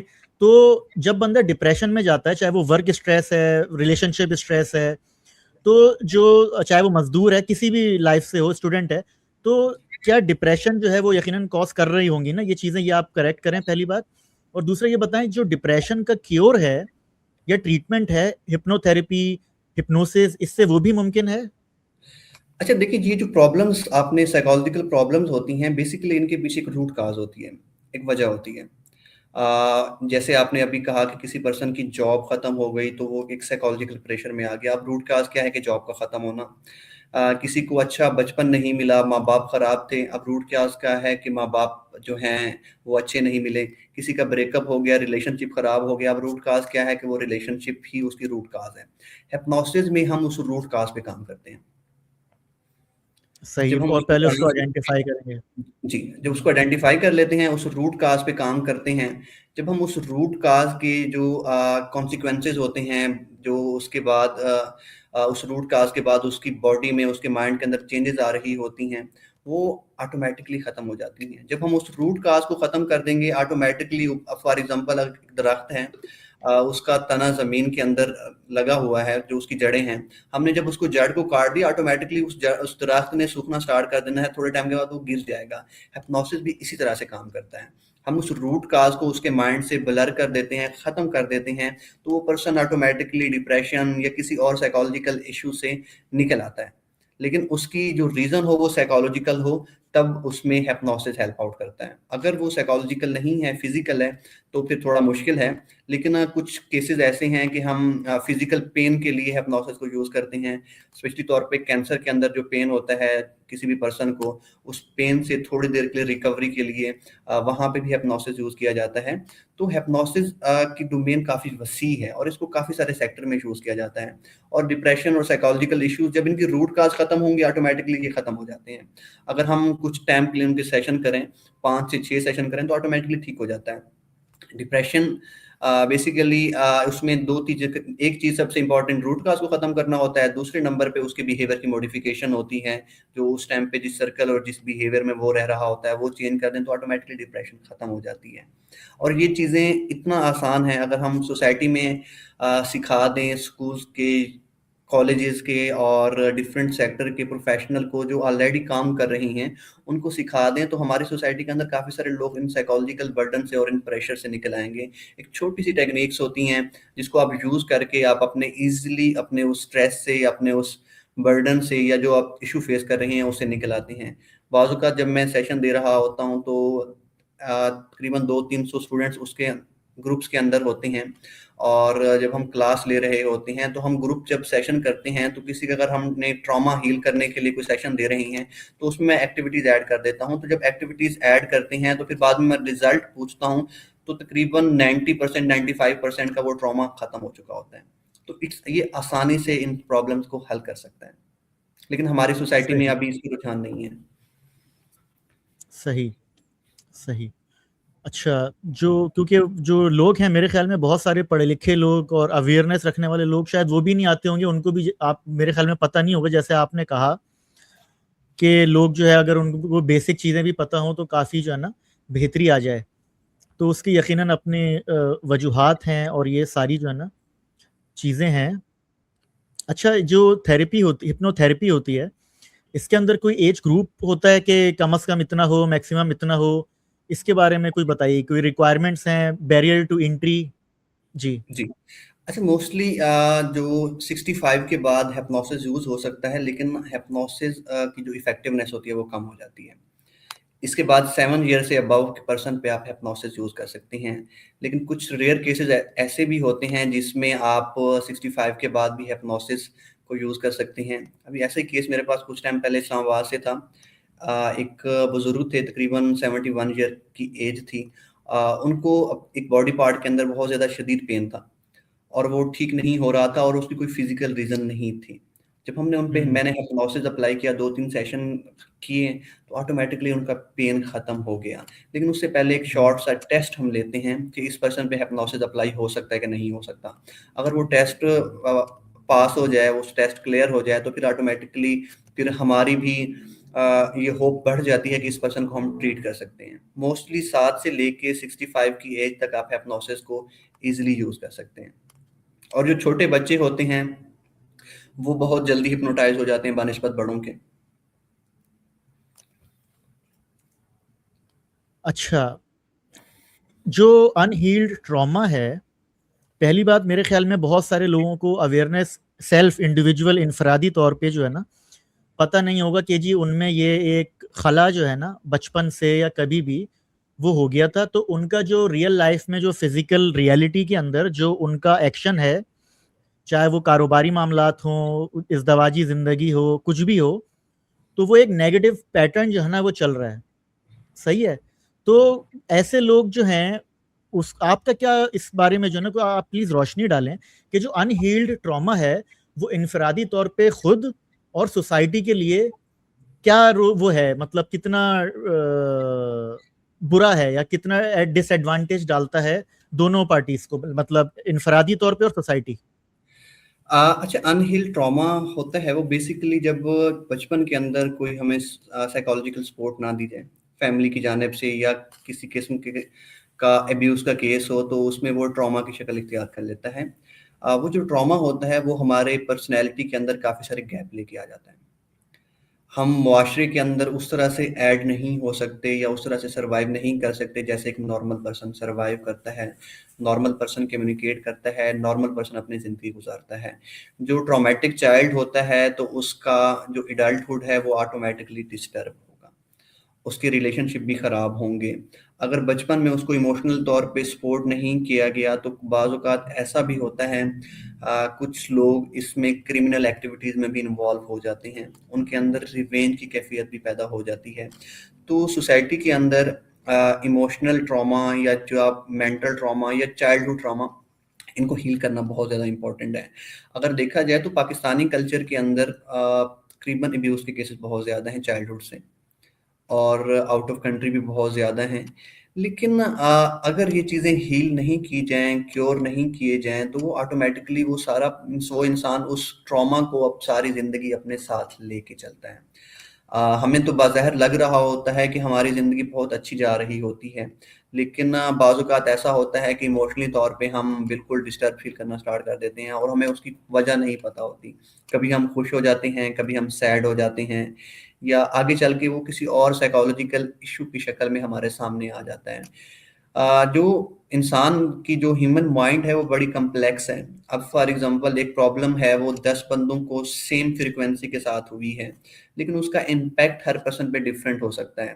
کسی کو اس کی وجہ سے ڈپریشن ہو سکتا ہے, کسی کو او سی ڈی ہو سکتا ہے, کسی کو کوئی اور سائیکالوجیکل پرابلم ہو سکتی ہے, کسی کو پرسنالٹی ڈس آرڈر ہو سکتا ہے. ہر پرسن کو ڈفرینٹ وے میں وہ ریئیکٹ کرے گا, ڈفرینٹ وے میں اس کا رسپانس آئے گا. تو سائیکالوجیکل ٹراما کو ان چائلڈہڈ اگر کسی کا بھی ہو اس کو ہیل کرنا بہت امپورٹنٹ ہے. اور اسی طرح سے اگر ایک فرد جو ہوتا ہے, اگر ہم ایک فرد پہ کام کرنا سٹارٹ کر دیں, ان کے ٹراماز پہ اور ان کی ایموشنلی بانڈنگ پہ, ان پہ کام کرنا سٹارٹ کر دیں, آٹومیٹکلی ایک ہیلدی معاشرے میں ہم سروائیو کر سکیں گے. ابھی کچھ ٹائم پہلے میں بھی آپ نے بھی رپورٹ پڑھی ہو کہ 2007 ابھی جو لاسٹ گورنمنٹ تھی انہوں نے اسمبلی میں رپورٹ جمع کی تھی, پاکستان کے اندر ہر 4 میں سے ایک پرسن جو ہے وہ کسی نہ کسی سائیکالوجیکل ڈس آرڈر میں مبتلا ہے, سائیکالوجیکل ایشوز میں مبتلا ہے. ابھی تو وہ ریشو مزید انکریز ہو گئی ہوگی. اگر آپ کے سامنے 3-4 پرسن بیٹھے ہوئے ہیں تو کم سے کم ایک پرسن کسی نہ کسی سائیکالوجیکل پرابلم سے گزر رہا ہوتا ہے. لیکن اویئرنیس نہیں ہے, اور یہ کام جو ہے وہ گورنمنٹ کا کام ہے. لوکل جو انسٹیٹیوشن ہے, آرگنائزیشن ہے, اس پہ اپنا کردار ضرور ادا کر رہی ہیں, لیکن یہ کام گورنمنٹ لیول پہ کرنے والے ہیں. اگر ہم نے سوسائٹی کے اندر امپرومنٹ لے کے آنی ہے اور ان کو ایموشنلی طور پہ سپورٹ کرنا ہے, ان کو آگے بڑھانا ہے, لیکن ہماری گورنمنٹ کی پریورٹیز کے اندر یہ چیزیں نہیں ہوتی کہ ہم نے ایک ہیلدی معاشرہ تشکیل دینا ہے تاکہ اس ہیلدی معاشرے کی بنیاد پہ ہم اپنی نیشن کو آگے بڑھا سکیں. اچھا دیکھیں, جو اسٹیٹسٹکس ہیں, کیونکہ یہ جو ڈیٹا ہے اس میں اگر ہم امریکہ یو ایس کی بات کریں تو پھر وہ اس میں ظاہر سی بات ہے اور بھی چیزیں ہیں جو ایٹ رول پلے کر رہی ہیں کہ جو ڈیٹا ہے, اسٹیٹسٹکس ہیں, یقیناً مور اور لیس ایسا ہی ہوگا, لیکن اس کے اندر جو نا پھر دوسری چیزیں بھی آ جاتی ہیں. پھر ہمارا جو مضمون ہے نا وہ تھوڑا سا چلے جائے گا. آئی فارگاٹ دا نیم, جو انٹرنیشنلی DSM-5 ہے میرے خیال میں, جو کہ یوز کی جاتی ہے ابھی لیٹسٹ ہاں جی, DSM-5. ہاں تو یقیناً یہ جو ہے اپنے مضمون میں ایک وسیع موضوع ہے, مضمون ہے, اور یہ کیونکہ ایسا ڈیٹا نہیں ہے کہ جی آٹا کتنا بیچا گیا, یو نو وٹ آئی مین, کہ پھر اس کے اندر وہ ایمبیگیوٹی ہے, ایک جو ہے نا ویگ وہ ہے اس میں. لیکن بے شک یہ بات صحیح ہے, لوگوں کے جو ہے نا چاہے وہ تھیولوجی سے ہوں, سوسائٹی سے ہوں, سوشل بلیف سے ہوں, کچھ بھی ہوں, وہ پرابلمز جو ہے نا وہ تو ایگزسٹ کرتے ہیں, اور اس میں تو یقیناً کوئی کوشچن نہیں ہے. اور پھر سوسائٹی کے اپنے مورل اور بلیفس ہیں, متس ہیں, یہ ساری معاملات ہیں. تعلیم جو ہے وہ والی تعلیم تو الگ ہے جو اکیڈیمک ہے, لیکن پڑھنے کا جو وہ ہے, ابھی ہم سوشل میڈیا کی بارے میں بات کر رہے تھے, اب وہ الگوریدم سے ڈرائیو ہو رہا ہے. الگوریدم لوگ سمجھتے ہیں آپ جو دیکھو گے وہ آ جائے گا, لیکن معاملہ اتنا سادہ نہیں ہے. تو وہ پھر ایک الگ سائنس ہے, اس بارے میں چاہوں گا ہم کبھی گفتگو کریں, کیونکہ it's a very interesting and very important topic actually. تو جو انہیلڈ ٹراما ہے, اب سوال کی طرف آتا ہوں. جو انہیلڈ ٹراما ہے وہ ظاہر سی بات ہے, CEO بھی ہو سکتا ہے, انویسٹمنٹ بینکر بھی ہو سکتا ہے, मजदूर भी हो सकता है, कारीगर भी हो सकता है, राइट, सॉफ्टवेयर इंजीनियर। और फिर वो जो गवर्नेंस मॉडल्स हैं, चाहे वो कमर्शियल हो, नॉन कमर्शियल हो, उन सब के जो पूरी हायरार्की है उसमें सबको हो सकता है, लेकिन उनका वो अलग होगा। कोई सॉफ्ट होगा, कोई हार्ड होगा, कुछ मेंटली, कोई मेंटली स्ट्रांग होगा, कोई नहीं होगा। तो इस बारे में क्या होता है, कभी ऐसा होता है कुछ केसेस ज्यादा आ रहे हैं, या कुछ एक खास फील्ड से लोग ज्यादा आ रहे हैं, शायद जिसकी परचेजिंग पावर ज्यादा है वो ज्यादा आ रहा है, जिसकी कुव्वत खरीद कम है या गरीब है, इतना अमीर नहीं है, वो कम आ रहा है। इस बारे में अगर कुछ रोशनी डालें प्लीज। अच्छा, मोस्टली साइकोलॉजिकल थेरेपी लेने के लिए वो तबका आता है जो इसको अफोर्ड कर सकता है। मजदूर तबके के लिए साइकोलॉजिकल थेरेपी लेना थोड़ा मुश्किल है, क्योंकि उसके ऑलरेडी इतना ज़्यादा एक्सपेंसेस होते हैं कि वो घर के मामलात को नहीं चला पा रहा होता। मजदूर तबका साइकोलॉजिकल थेरेपी या किसी भी इस ट्रॉमा पे काम तब करवाना चाहता है जब वो ट्रॉमा सीवियर हो चुका होता है, वो किसी ना किसी डिसऑर्डर की शक्ल इख्तियार कर चुका होता है। तो फिर वो हमारे पास साइकोलॉजिस्ट के पास जाते हैं, साइकियाट्रिस्ट के पास जाते हैं उस ट्रॉमा के हील करवाने के लिए। अदरवाइज मजदूर तबका अगर उनको इसकी कोई सीवियर लेवल पे ना जाए तो वो इसकी जानिब नहीं आते। सिंपल वे के अंदर हमारे माइंड के अंदर स्ट्रेस को बर्दाश्त करने की एक सलाहियत है, एक लेवल है, एक लिमिट है। अगर हम उस लिमिट को क्रॉस करेंगे तो ऑटोमेटिकली तो हमारे अंदर उसने रिस्पॉन्स करना है, क्योंकि स्ट्रेस जो है एक पॉजिटिव साइन है कि हमारे अंदर कोई नेगेटिविटी इन्वॉल्व हो रही है हमारे माइंड के अंदर, क्योंकि हमने इसको बहुत ज़्यादा मुश्किल करार दे दिया है। स्ट्रेस, डिप्रेशन, इस तरह की चीज़ें हैं। जितना ज़्यादा डिप्रेशन और स्ट्रेस बढ़ता जाता है तो ह्यूमन माइंड सिग्नल दे रहा होता है कि इस बंदे को थेरेपी की इतना ज़्यादा नीड है। अब ये डिपेंड करता है कि वो किस फील्ड से बिलोंग करता है, किस सोसाइटी से बिलोंग करता है। अब फॉर एग्जांपल एक जो मिडिल क्लास है उसके जो साइकोलॉजिकल ट्रॉमास होंगे वो डिफरेंट होंगे, जो अपर क्लास होगा उसके साइकोलॉजिकल ट्रॉमास डिफरेंट होंगे। लेकिन अगर रेशियो देखा जाए तो मैं अपने क्लिनिक की जो बात करूं तो मेरे पास ज़्यादातर जो क्लाइंट केसेस आ रहे हैं वो एंजाइटी के और साथ में रिलेशनशिप इश्यूज के आ रहे हैं। और जो एंजाइटी है बेसिकली वो फ्यूचर ओरिएंटेड होती है, फ्यूचर का खौफ होता है, किसी अननोन खौफ की वजह से हो रही होती है। और रिलेशनशिप के जो केसेस हैं वो हद से ज़्यादा हैं हमारी सोसाइटी के अंदर। अभी मुझे एग्जैक्ट फिगर नहीं पता, पाकिस्तान के अंदर डे बाई डे जो तलाक की रेशियो है वो भी इंक्रीज़ हो रही है। बिफोर मैरिज रिलेशनशिप हैं वो भी इंक्रीज़ हो रहे हैं, और बिफोर मैरिज रिलेशनशिप के बाद होने वाले जो प्रॉब्लम्स हैं वो भी इंक्रीज़ हो रहे हैं। लेकिन इन पे प्रॉपर वे के अंदर हर बंदे को और ओवरऑल सोसाइटी के अंदर एक गाइडलाइन, एक प्रमोशन, इसके अलावा अवेयरनेस फैलाने की ज़रूरत होती है। और इंटरनेशनली तो होता है, पाकिस्तान के अंदर इस तरह की चीज़ें नहीं होती। हालांकि पाकिस्तानी गवर्नमेंट्स के अंदर मेंटल हेल्थ से रिलेटेड काफ़ी सारी फंडिंग प्रोवाइड की जाती है इंटरनेशनली, लेकिन यहाँ पे ग्राउंड लेवल पे वो चीज़ें ऐड नहीं की जाती, लोगों को वो प्रोवाइड नहीं की जाती, वो साइकोलॉजिकल सपोर्ट प्रोवाइड नहीं की जाती। अगर साइकोलॉजिकल सपोर्ट हमें ग्राउंड लेवल पे बच्चों को प्रोवाइड की जाए, फॉर एग्जांपल 10th क्लास तक अगर उनको साइकोलॉजिकल तौर पे उस बच्चे को साइकोलॉजिकल ट्रॉमा से निकाल दिया जाए। सेम इसी तरह से जब हमारी एज थोड़ी बड़ी होने लगती है, हमारी बॉडी के अंदर चेंजेस आती हैं, तो सेक्स एजुकेशन ना होने की वजह से बच्चों के अंदर काफ़ी सारी प्रॉब्लम्स आती हैं। तो ये सारी चीज़ें ऐड हो जाती हैं मुआशरे को तश्कील देने में, तो इन सब पे काम करने की ज़रूरत होती है। सही। और जो शख्स अफोर्ड नहीं कर सकता, वो जाहिर सी बात है सहारा लेगा एल्गोरिदम सोशल मीडिया का, या फिर वो इसने ये बोला है, उसने वो बोला है, वो 500 साल पहले वो थे, उन्होंने ये कहा था। तो फिर मुझे ऐसा लगता है कि ये जो है ना एक टाइमलाइन है। एक शख्स ऑलरेडी दिमागी कश्मकश का शिकार है, और अगर उसको कोई पंप करने वाले मिल जाते हैं ना, या गलत एडवाइस देने वाले अगर उसको मिलते हैं, तो वो उसका जो रियलिटी के अंदर जो आउटपुट होगा वो बहुत बुरा होगा, जो रिएक्शन होगा।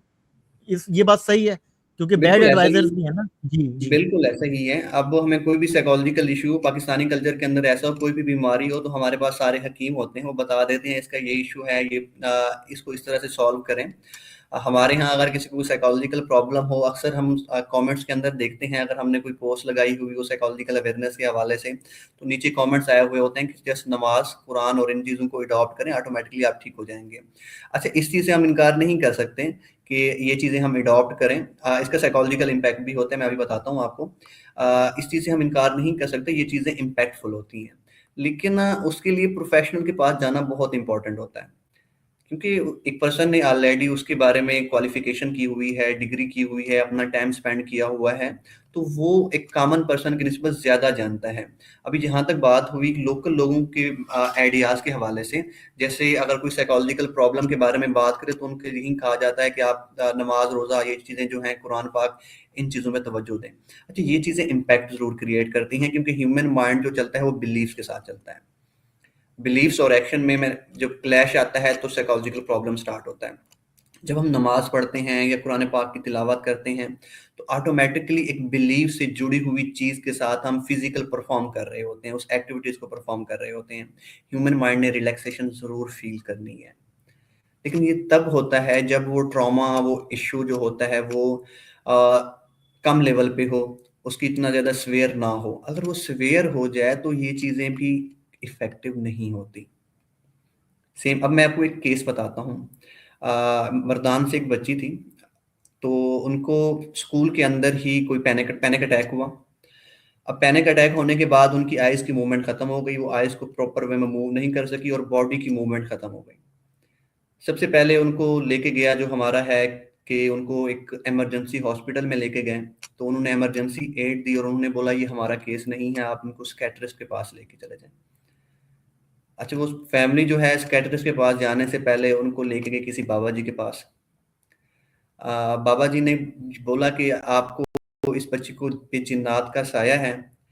اس بابا جی نے اس بچی کو 2-3 تھپڑ لگائے تاکہ وہ جن نکل جائیں۔ اچھا ایک آلریڈی ایک بچی ہے جو آلریڈی ایک پین میں ہے، اب انہوں نے جب تھپڑ لگایا تو آٹومیٹکلی اس کا پین میں اضافہ ہوا ہے۔ پھر سیکائٹرسٹ کے پاس گئے، وہ ٹھیک نہیں ہو رہے تھے، تو پھر اس کے بعد میرے دوست ہیں، کلاس فیلو ہیں، ان کی جاننے والی تھی، وہ بھی سائیکالوجسٹ ہیں، لیکن انہوں نے پھر مجھ سے کانٹیکٹ کیا کہ اس کا یہ مسئلہ ہے، تو میں نے تقریباً ایک سیشن ان کو پرووائڈ کیا۔ ایک سیشن کے بعد وہ بچی اٹھ کے بیٹھ گئی اور کہتی میں بالکل ٹھیک ہوں۔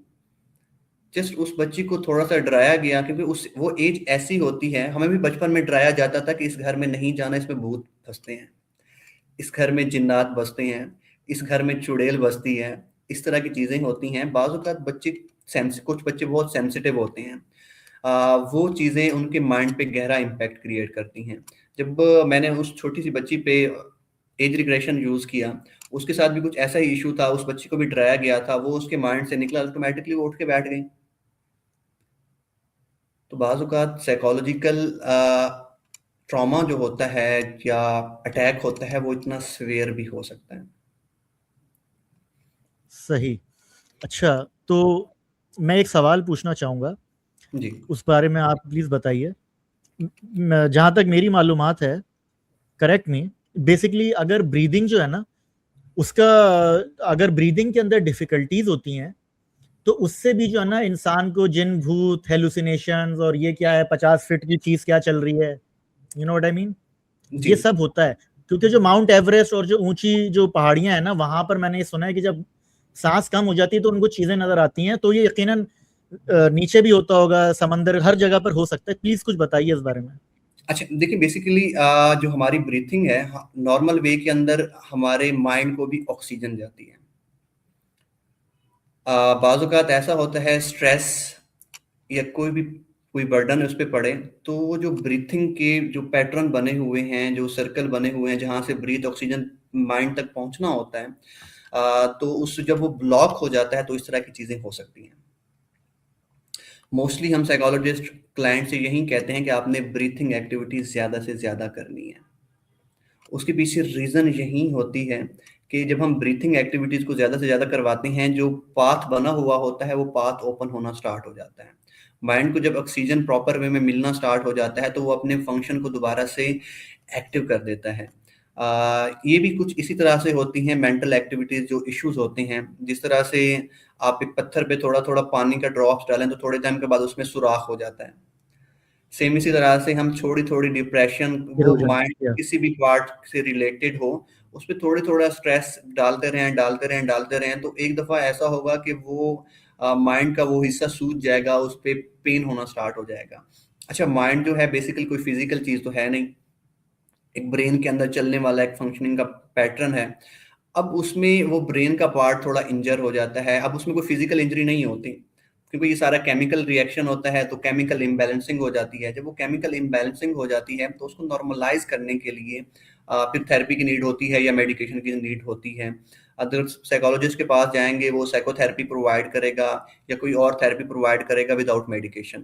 اگر سکیٹرسٹ کے پاس جائیں گے تو وہ میڈیکیشن پرووائڈ کرے گا, لیکن دونوں چیزیں کام ایک طرح سے کرتی ہیں. جو سکیٹرسٹ ہوگا وہ میڈیکیشن وہ والی پرووائڈ کرے گا جو کیمیکل ریئیکشن مائنڈ میں ریلیز ہو رہا ہے, جو پیدا ہو رہا ہے اس کو سٹاپ کر دے گا, اس کو بند کر دے گا, یا اسپیسیفک کیمیکل جو ریلیز ہونا چھوڑ گیا ہے تو اس کو ریلیز کرنا سٹارٹ کر دے گا.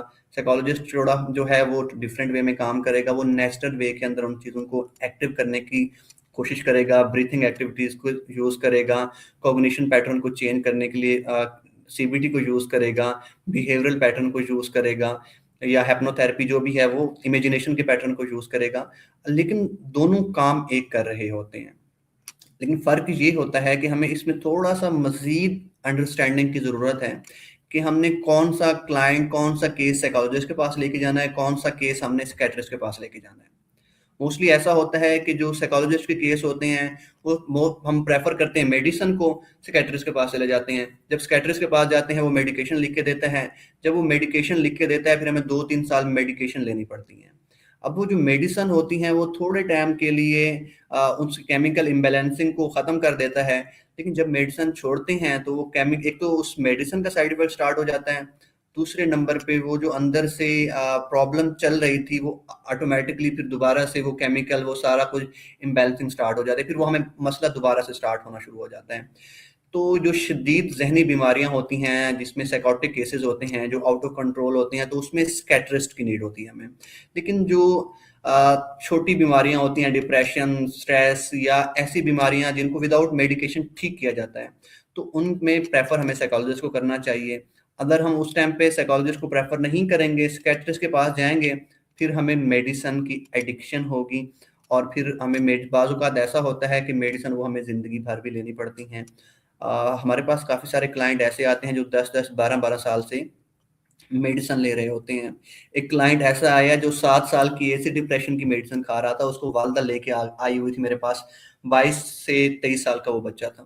اب وہ 7 سال سے اس کو کسی سائیکیٹرسٹ نے میڈیسن جو ہے میڈیسن پہ لگا دیا. تو یہ چھوٹی چھوٹی چیزیں ہوتی ہیں جس کا ہمیں کیئر کرنی پڑتی ہے. ایک تو بریتھنگ پیٹرن وہ بہت امپورٹنٹ ہے. اب اگر آپ چیک کریں تو آپ ناک کے اس طرح ہاتھ رکھیں, تو آپ چیک کریں کہ آپ کی یہ والی ناک کو اپنے ادھر ہاتھ رکھیں, دیکھیں آپ کی یہ ناک کا جو آپ کی سانس کلیئر آ رہی ہے. There is blocker and sometimes I see like one is open, تو یہ مجھے لگتا ہے چینج ہوتا رہتا ہے, کبھی ایک اچھا چل رہا ہے کبھی دوسرا کبھی ساتھ, you know what I mean. اچھا, اس کے لیے ایک ایکٹیویٹیز آپ کر کے دیکھ لیجیے گا. آپ تھوڑے ٹائم کے لیے ایک ادھر آپ جو پہلے چیک کریں کہ آپ کا ناک کا کون سا حصہ ہے جو بند ہے, کلوز ہے. چیک کر لیا آپ نے, یہ والا بند ہے. لیفٹ, یہ جو لیفٹ والا ہے نا یہ صحیح ہے, یہ جو رائٹ والا ہے نا اس میں تھوڑا سا وہ ہے اب آپ بلاکرز ہیں. ایسا کریں, جو بلاک ہے اس کی جانب ہاتھ نہیں رکھنا, جو بلاک نہیں ہے اس پہ ہاتھ رکھیں ایسا. اب آپ نے 7 ٹائم بریتھنگ کرنی ہے. اب آپ تھوڑی دیر میں آپ ڈفرینس دیکھیں گے کہ آپ کے مائنڈ میں آپ کی جو تھنکنگ پیٹرن ہے وہ آٹومیٹکلی چینج ہو جائے گا. آپ فریش فیل کرنا سٹارٹ کر دیں گے, کیونکہ اسے آپ کے بریتھ اور مائنڈ کے درمیان میں جو کنیکشن ہے وہ تھوڑا سا ڈسٹرب ہوتا ہے. ٹھیک ہے, تو اکثر ابھی کچھ کیسز ایسے ہوتے ہیں کیونکہ ابھی فوریکس ٹریڈنگ یا اس طرح کی جو چیزیں ہیں تو اس میں لوگوں نے کافی کرپٹو وغیرہ میں کافی سارا انویسٹ کیا ہوا ہوتا ہے, اور یہ جو پرسن ہوتے ہیں یہ کافی زیادہ ڈسٹرب بھی ہوتے ہیں کیونکہ ان کا اگر لاس ہو تو وہ کروڑوں میں ہوتا ہے. تو اس طرح کی چیزیں جو ہیں ہپنوسس کے اندر اسپیشلی طور پہ اس طرح کی چیزیں لائف کوچنگ کے حوالے سے وہ بھی ایڈ کی جاتی ہیں کہ آپ نے اپنے مائنڈ کو کس طرح سے ایکٹیو کرنا ہے, کیونکہ یہ کافی ہیکٹک کام ہے, کرپٹو ٹریڈنگ اس طرح کی چیزیں, تو اس میں بھی سائیکالوجسٹ کی اپروچ یوز ہوتی ہے. جی اچھا, میرا ایک سوال, پہلے میں ایک کمنٹ کر دوں, آپ اگر اس پہ چاہیں روشنی ڈالنا. ایک تو وہ ہوتا ہے, I don't know if you are aware about, I mean it's a social construct, it's not necessarily کوئی اکیڈیمک نہیں ہے. ایک تو ہے جھولے لال اپروچ, جیسے آپ نے فائنینشیل ویلنس, اور کچھ لوگ ہیں وہ فائنینشلی جو ہے نا اتنے زیادہ دماغی طور پہ پست یا وہ ہو جاتے ہیں ٹینشن میں کہ ان کو سمجھ میں نہیں آ رہا ہوتا کیا کریں. कुछ लोग फाइनेंशियली वेल होते हैं, टेंशन में होते हैं, कुछ लोग फाइनेंशियली अनवेल होते हैं, टेंशन में नहीं होते. तो there is one approach, I call it Jhulelal approach. I don't know, I you can also call it blind faith or Allah tawakkal or these kind of things. And I have seen, मैंने जो है ना अच्छे मालदार लोग भी देखे हैं जो कि टेंशन में नहीं रहते, उनके पास होता है but they are still fulfilled. और मेरा इसमें मेरे 2 सवाल हैं, उसके बाद जो है ना हम क्लोजिंग की तरफ जाएंगे, अगर आप इजाजत दें. सही है?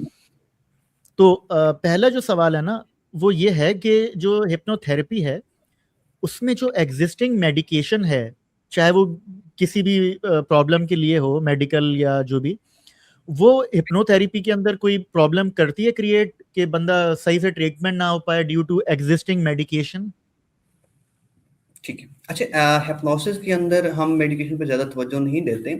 अगर कोई पर्सन है जो लॉन्ग टाइम से मेडिसिन ले रहा है और सेशन लेने के लिए आए, तो स्टार्टिंग में हम उसको कहते हैं कि आपने मेडिसिन नहीं छोड़नी. उसके पीछे रीज़न ये होती है, हम साथ में थेरेपी कर रहे होते हैं, अगर उसने मेडिसिन छोड़नी है तो उसके केमिकल इम्बैलेंसिंग स्टार्ट हो जाएगी माइंड के अंदर. तो उसने ऑटोमेटिकली, जब मेडिसिन हम छोड़ते हैं तो डिस्टर्ब होना है. तो स्टार्ट में मोस्टली मेरी प्रैक्टिस ये है कि मैं स्टार्ट में उनको थेरेपी से उनके जो प्रॉब्लम्स होती हैं, जो उनकी रूट काज होती हैं, उनको ख़त्म करता हूँ. जब वो टोटली तौर पे क्योर हो जाता है मेरी तरफ से, फिर उनको मैं कहता हूँ कि आपने इस तरह से मेडिसिन छोड़नी है.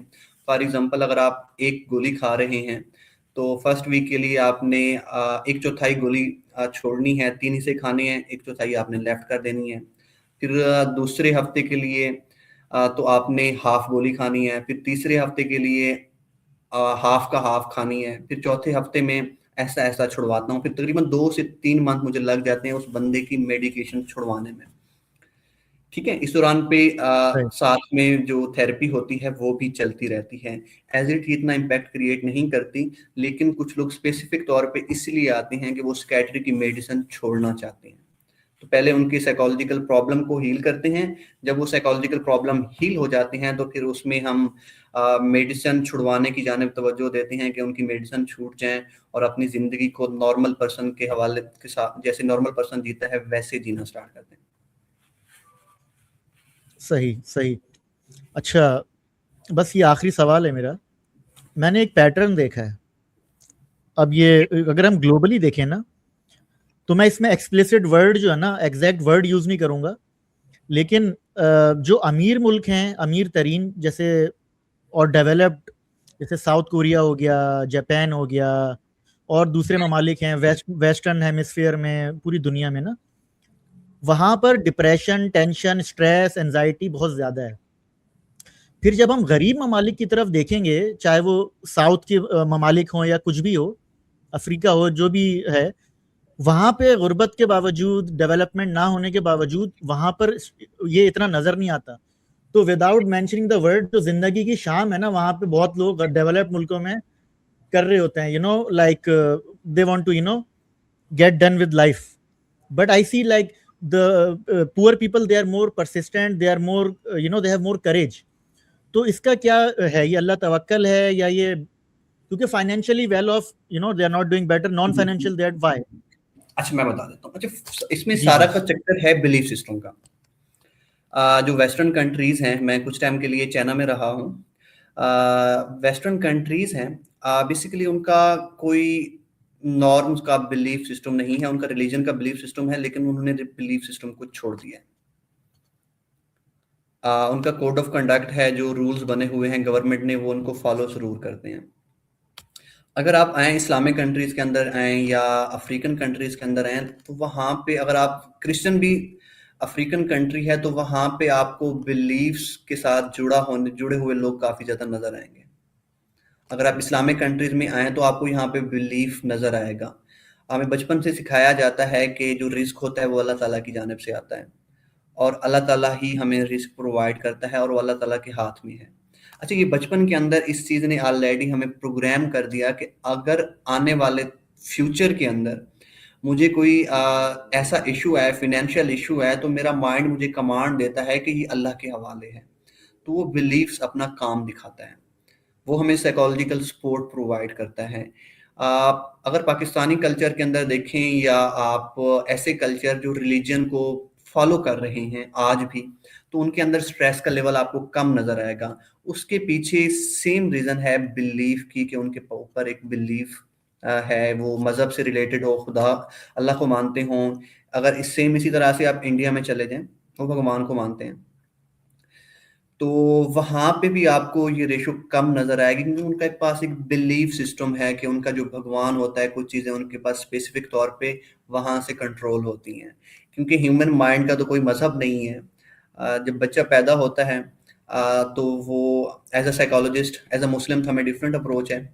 ایز اے سائیکالوجسٹ تو اس بچے کا کوئی مذہب نہیں ہوتا، جو جس انوائرمنٹ میں اس کو ڈالتے ہیں تو وہ اسی انوائرمنٹ کو اڈاپٹ کرتا ہے، اسی انوائرمنٹ سے سیکھتا ہے، اور آگے اسی مذہب کو اڈاپٹ کرتا ہے جو اس کی فور فادر کا ہوتا ہے.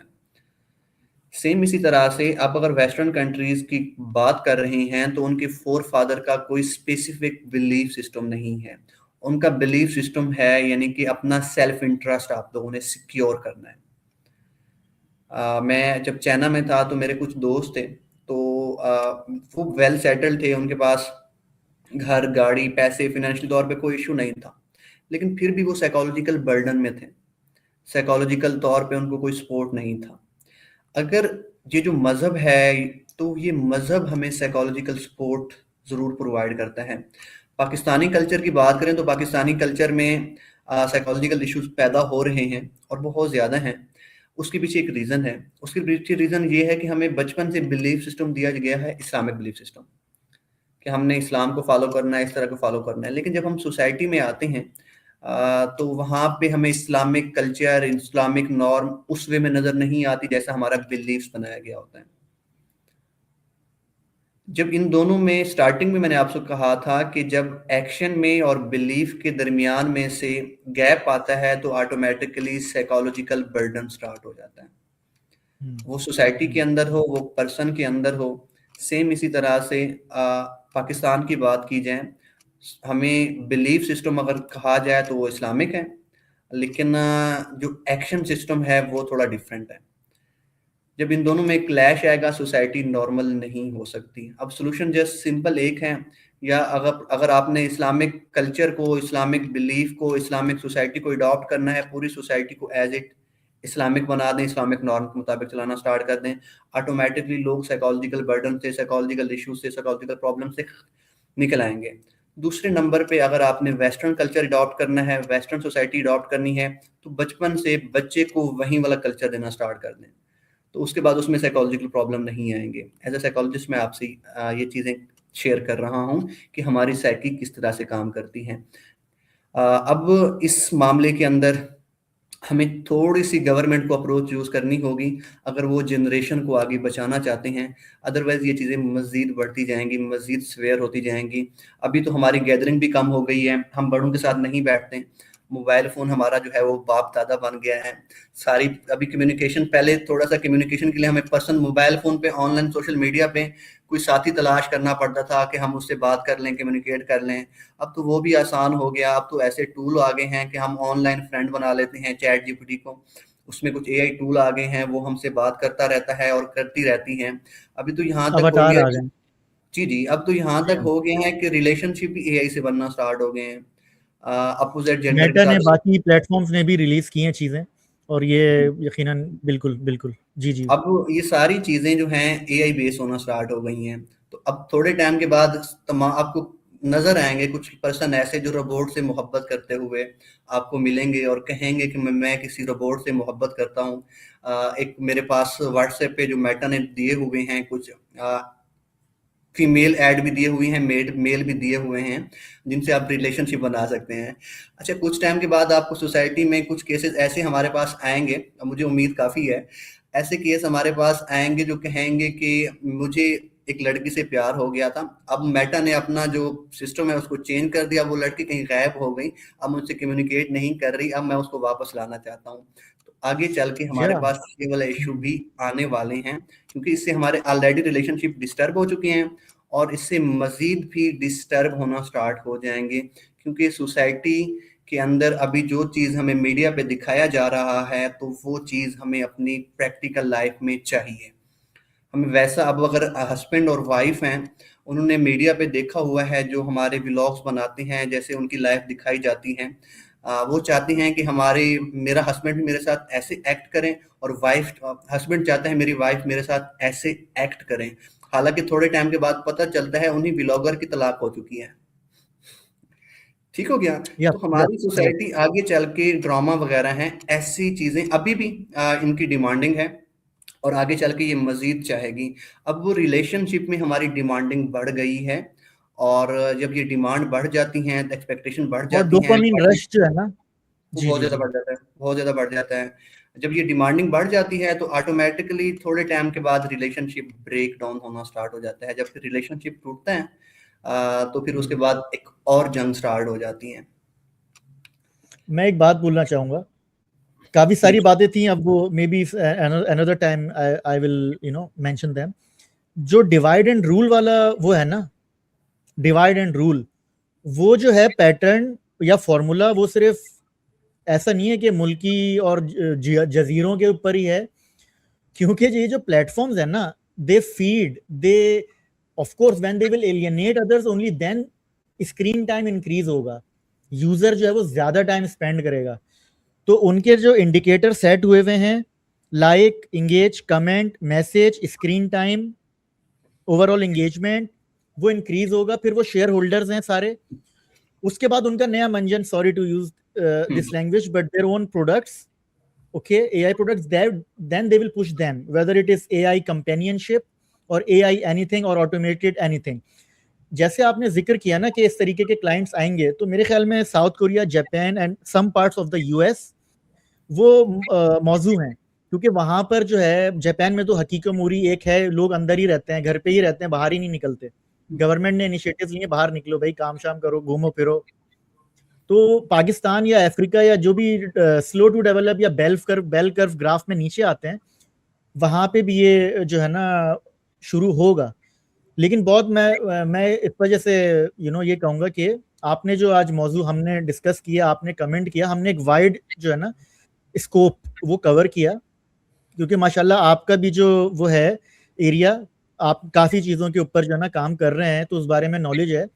تو ہم نے جو ہے جو ہپنو تھیریپی ہے وہ بھی ڈسکس کیا، ڈپریشن اور اس کے جو مورخات یا جو کازز ہیں اس کو بھی جو ہے نا ڈسکس کیا.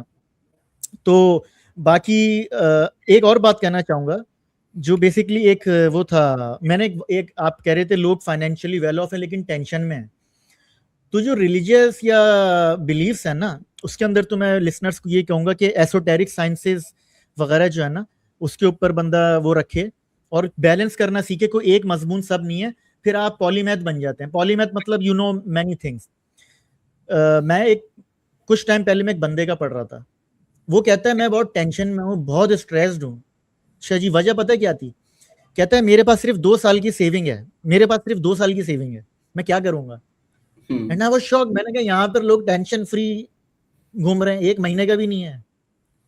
تو آپ نے جیسے اپنے دوستوں کا یا احباب کا ذکر کیا، چائنا اور دوسرے ممالک کا، کہ یہ اس کے اوپر ہے سارا نا، آپ کی سوچ کے اوپر. آخری بات میں یہ بولوں گا، پھر کلوزنگ کریں گے.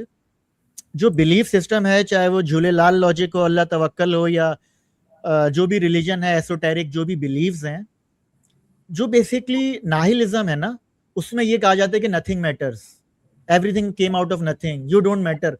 تو پھر وہ ڈپریشن اور ایلینیشن اور برے اس میں چلا جاتا ہے، جہاں پہ انسان بھول جاتا ہے کہ اس کی اپنی کوئی اہمیت ہے، زندگی کی کوئی اہمیت ہے. تو میں صرف اس کو ہلکا ہلکا نا کور کرنا چاہ رہا تھا، تاکہ ویورز کو آپ نے جو آگاہی دی اس کے علاوہ اور 2-3 چھوٹی چھوٹی چیزیں جو میں ایڈ کر سکوں نا، اس کو بھی مینشن کر دوں.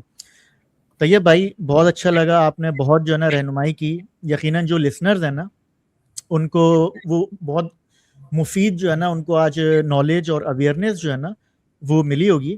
آپ اپنے بارے میں جو آپ کا پریکٹس ہے یا جو انسٹیٹیوشن وغیرہ ہے، اس کے بارے میں اگر کچھ بتائیں، جس کو ہیلپ چاہیے تو وہ کس طریقے سے رابطہ کر سکتا ہے، کیا کر سکتا ہے؟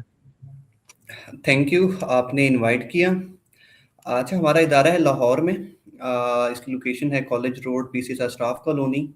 اور آپ کانٹیکٹ کر سکتے ہیں، میرا نام آپ سرچ کریں گے گوگل پہ تو آپ کو ایزیلی تمام انفارمیشن مل جائے گی. انشاءاللہ نیکسٹ ٹائم اگر کبھی آپ لوگوں سے بات کرنے کا موقع ملا تو ہم کسی اور موضوع پہ ان ڈیٹیل بات کریں گے. اور عبداللہ صاحب بہت شکریہ آپ نے بلایا، اور آپ کی ٹیم کا بھی. انشاءاللہ اپنا خیال رکھیے گا، نیکسٹ ٹائم کبھی ملاقات ہوگی. بہت شکریہ طیب بھائی، پھر انشاءاللہ آپ سے جو ہے نا ملاقات ہوگی. Thank you G very G much. Take care. اللہ حافظ.